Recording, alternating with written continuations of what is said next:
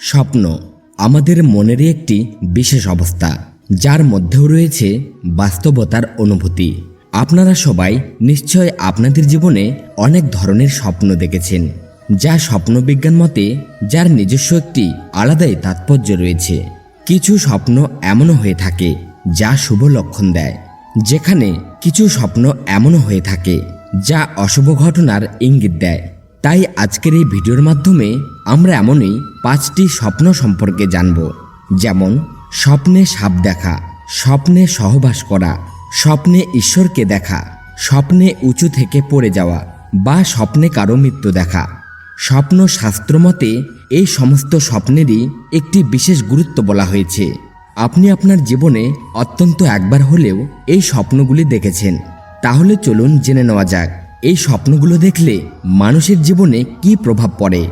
কিন্তু ভিডিওটি শুরু করার আগে আপনি যদি এখনও পর্যন্ত আমাদের চ্যানেলটি সাবস্ক্রাইব করে না থাকেন, তাহলে চ্যানেলটি সাবস্ক্রাইব করে পাশের বেল আইকনটিও প্রেস করে রাখুন। প্রথম, স্বপ্নে সাপ দেখা। স্বপ্ন শাস্ত্র মতে যদি কোনো ব্যক্তি স্বপ্নে সাপ দেখে, তাহলে এর মানে হলো যে ওই ব্যক্তিটি তার ভবিষ্যৎ জীবনে অনেক সমস্যার সম্মুখীন হবেন।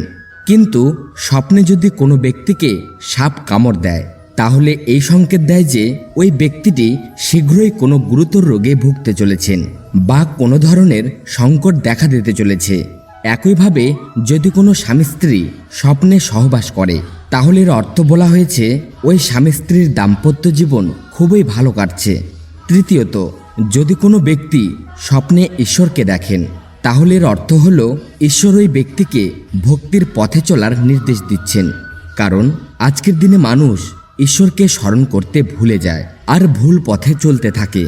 একইভাবে যদি কোনো ব্যক্তি উঁচু স্থান থেকে পড়ে যায়, তাহলে তাকে স্বপ্ন বিজ্ঞান মতে অশুভ বলে মানা হয়। এই স্বপ্ন দেখলে ব্যক্তি তার ভবিষ্যৎ জীবনে ক্ষতির মুখোমুখি হতে পারে।